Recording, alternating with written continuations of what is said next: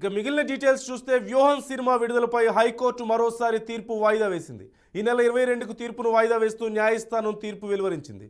Justice Nanda తీర్పు ఇవ్వనున్నారు. ఇప్పటి వరకు గతంలో మంజూరు చేసిన మధ్యంతర ఉత్తర్వులు అమల్లో ఉంటాయంటూ చెప్పారు.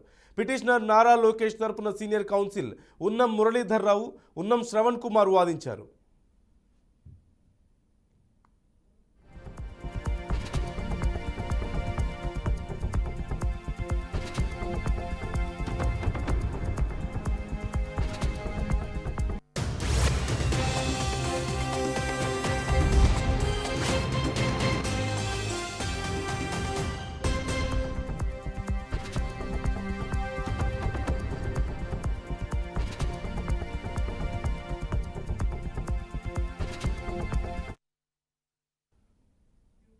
ఈ అంశానికి సంబంధించి పూర్తి సమాచారం మా క్రైమ్ బ్యూరో చీఫ్ సత్యనారాయణ అడిగి తెలుసుకుందాం.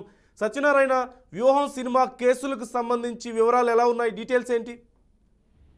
నందు, వ్యూహం సినిమా విడుదలకు సంబంధించి వివాదం కొనసాగుతుంది. ఈ వివాదంలో ప్రధానంగా ఆర్గ్యుమెంట్స్ పూర్తయ్యాయి ఇరుపక్షాల నుంచి. అటు టీడీపీ నుంచి కానీ లేకపోతే కాంగ్రెస్ వాళ్ళు కూడా దీంట్లో ఇన్వాల్వ్ అవడం జరిగింది. భారతీయ జనతా పార్టీ కూడా ఇన్వాల్వ్ అయ్యారు. వీళ్ళంతా కూడా ఈ వ్యూహం సినిమాలో రామ్ గోపాల్ వర్మ తీసిన చిత్రీకరణ మీద అభ్యంతరాలు వ్యక్తం చేస్తున్నారు, కేవలం ట్రైలర్ ఆధారంగా. సో దానికి ఇచ్చిన సర్టిఫికెట్ కూడా రద్దు చేయాలని చెప్పి కోర్టులో అభ్యర్థించడం జరిగింది. ఇరుపక్షాల వాదనలు పూర్తయిన తర్వాత వాస్తవానికి ఈ రోజు హైకోర్టులో తీర్పు ప్రకటిస్తామని నిన్న అన్నారు. కానీ ఈ రోజు ఏంటంటే తీర్పుని 22వ తేదీకి వాయిదా వేశారు. సో ఈ రోజు కొత్తగా లోకేష్ తరఫు న్యాయవాది కొన్ని అఫిడవిట్స్ ని కోర్టుకు అందజేయడం జరిగింది. తెలంగాణలో విడుదల చేయడానికి అనుమతి ఇవ్వాలి, కనీసం ఆంధ్రలో రాజకీయ కారణాలు ఉన్నా అని చెప్పేసి ఆర్జీవీ తరఫు న్యాయవాదులు కోర్టును కోరిన నేపథ్యంలో తెలంగాణలో విడుదల చేసినా కూడా ఆ ప్రభావం ఆంధ్ర మీద చూపిస్తుంది కాబట్టి మొత్తానికి ఈ సినిమా విడుదలను నిలిపివేయాలని చెప్పేసి లోకేష్ తరఫు న్యాయవాది కోర్టును అభ్యర్థించారు. సో వీటన్నిటికి సంబంధించిన తదుపరి ఆర్డర్స్ ని ఈ నెల 22వ తేదీన ఇస్తామని చెప్పేసి హైకోర్టు స్పష్టం చేయడం జరిగింది. నందు, మరోవైపు ఈ మధ్యకాలంలో రామ్ గోపాల్ ఒక ట్వీట్ చేశారు కదా, అవసరం ఉన్నంత వరకు ఎవరైనా వాడుకుంటారు అన్నట్ల యాంగిల్లో ఒక ట్వీట్ చేశారు. అది రాజకీయంగా కూడా పెద్ద దుమారం రేగింది. టీడీపీ వాళ్ళు పెద్ద ఎత్తున హైలైట్ చేశారు కదా, అంటే రామ్ గోపాల్ వర్మకి వైసీపీ నుంచి సపోర్ట్ ఆగిపోయింది, ఈ సినిమా ఆగిపోయిన నేపథ్యంలో కోర్టు కేసులతో అనే కోణంలో.